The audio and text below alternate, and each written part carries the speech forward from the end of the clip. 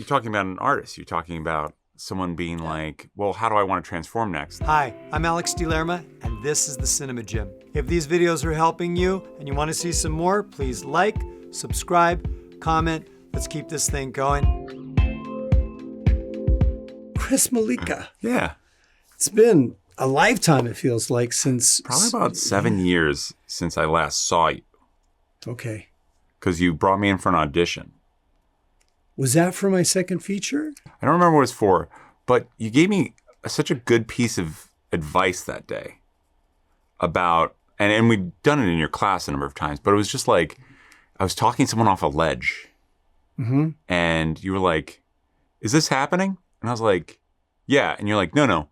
Is the person on the ledge? Do you want them off the ledge? Mm-hmm. I was like, yeah. And you were like, just do it like that. Mm-hmm. And like all this, you're like, keep all the other stuff, but like, get that guy off the ledge. And then like had to take it. You're like, that was it. I was really glad for that regardless, because it just gave me that reminder always that like, I'm going to do all the preparation. I'm going to do all this stuff. And then at a certain point, I have to remember, what are the circumstances here? Like I could have all my cool ideas, but they don't matter unless you're This segues well into the topic that you came up with, which is re-energizing creativity. Actors can fall into a rut a little bit because of the business side of things. Yeah. And if you could share a little bit about how you were feeling during the pandemic, which I guess would be a universal feeling for all actors. Where's your creativity at right now? So I think there was that moment when everything shut down that you're like, I know the year before that I'd been building some steam. I felt like I had this like energy going behind me. Yeah. I was doing all the right things, putting myself in all the right places. And I felt like it was going to be a very busy year. I was preparing for it. I had a movie that I was going to shoot at the beginning of the year, which I did end up shooting, got right under the wire. So it was a very exciting time. And it hit, and all of a sudden, you can do nothing. There's nothing to do. And it hurt at first because, so much of our, like that activity makes us feel like we're doing something. Mm-hmm. I needed that energy. I was used to that energy. For 15 years, being out here hustling all the time. Yeah. And it got stripped away. And during that time, my wife also got pregnant, and we went through some complications at first. And then we lost a baby. And thank you. And then like we have our son now. But like even through that process, all this stuff got stripped away. Where I was like, I'm not doing anything. I went feral. Hair grew long. I didn't look like my pictures. There's also the maintaining of an image, continuum, so people know what you're doing. And all that got stripped away. And when we're all coming out of the pandemic, start putting things on tape again and all this stuff. Right. I was wondering why I was doing it. And acting? I was wondering why I was doing. Like, I know why I started doing it, or I had an idea. The idea still existed of like why I started doing it. So this is where the creativity is seeping away. Yeah, or even like letting it kind of go flat. Like be like, well, what do I enjoy about creating? And I kind of like went quiet for about a year. About a year, I just hung out with my little baby, took care of him, and I didn't pursue things. I just kind of like took my time to be like, well, what do I want to do? And little by little, it was the idea popped back in. That was just like, I want to share. I want to connect. And so I was like, well, how do I want to practice that today? And so I started writing. Started with some poetry. Started then working on a screenplay is something that I'm working on still right now. And took it day by day where I was like, today, I'm a writer. Because I'm writing. Not I'm a writer because I say I'm a writer. I have to go in a room and convince everyone that I'm a writer. Yeah. And then it went that way with acting. Like someone asked me to come and act, and I was like, today I'm an actor. And then it came down to like, well, what do you do as an actor? What is the work? Because the work always interests me. It wasn't the glory and the fame and like the goals, right? Which kind of becomes. Yeah, that's the trap. And so I was the trap got torn away. And the creative. Sorry. Oh yeah, go just ahead. To interject. Yeah, you touched on something. When the the creativity, when the success in the business is growing, many times the creativity can decrease because there is the trap of maintaining the celebrity or maintaining the next booking.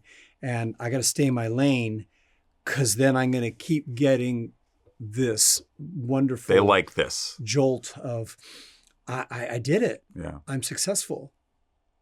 And then you'll see careers deteriorate because after a while, it's like, well, we've seen that person a million times do that. Here's a new, fresh, younger Version. Chris Or, Mollica. yeah. Let's get the new Chris Mollica. And now it's brand new again, even though it's the same thing. But, I don't know many people that hate the Beatles, but I'm sure there's a few out there. But you can't deny their success.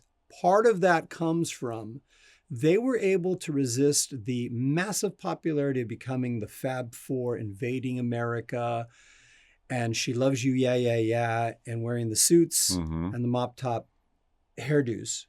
And I'm sure everybody said when they started growing the hair longer and then eventually beards and getting to a spirituality and trying instrumentation of their music, and everybody was probably like, why are you going to destroy the golden goose? Yeah. Kids want She Loves You, Yeah, Yeah, Yeah. Play the hits. Right? And almost without exception, you'll get a Hootie and the Blowfish, which is one of the their first album, top selling album of all time. Yeah. One of them, right? At that time. 2 albums later, what's the new thing? What's the next thing? The creativity and having, the courage to re-energize that in whatever way you can. As you said, like, well, maybe I'll write some poetry. And then how does that play into my acting? Does it, help me avoid the trap of because you're talking about success? You're talking about an artist. You're talking about someone being like, well, how do I want to transform next? The Get Back documentary is great to watch because you watch four people in a room playing. You watch them invent things. You recognize that like that spark comes from you never know where. There's a great new David Byrne song where he talks about some people stare at the ceiling of the subway station looking for inspiration. Some people, that's where some people find it. And like, you never know. And so like, you're watching that, 4 people being like, how do I invent myself now? Because isn't that the question? So like, yeah, if I kept playing the hits, and I think I was trying to like find what the hit was. Right. And now I'm not so much worried about what the hit was. I'm like, what's piquing my curiosity right now? Or what am I interested in? Or how do I want to express myself? And also, how can I fail? I'm failing more, creating things that probably turn people off more than I did before, but it feels playful and it feels joyful because it's coming from a genuine interest as opposed for a desire to please. Fantastic.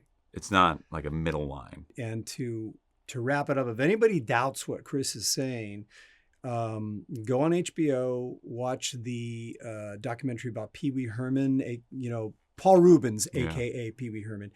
And I had no idea about his journey as an artist, as an actor, how he was doing all of this experimental stuff. He was very avant-garde, and he was just feeding his creative animal. And eventually it led him to improv. And some characters, one of which the most popular one was, that Pee Wee guy is interesting. And then from there, but the journey to get there, his friends and family, the majority of them were like, what's he doing with his life? Why are you doing that? Can he do something that people like? But without that, there's no Pee Wee. Well, there's no Pee Wee. And Pee Wee, describe Pee Wee to anyone who hasn't seen it or experienced it. And there's like a joy in it that comes from sheer play and like how that's inspired people. So also like that, him finding himself authentically, that just inspires people to do what they do. Like I watched Pee Wee when I was a kid. Without a doubt, there's some Pee Wee DNA in here. Like that's how it works, right? If people are watching you do your joy, live your joy, they can't help themselves. Live your joy. Thanks, Chris. My pleasure. The Cinema Gym is all about helping you transition from the stage to the screen. If you're interested in classes, seminars, or private coaching, you can visit the website. Hope to see you in the gym soon. theCinemagym.com for virtual one-on-one coaching for camera.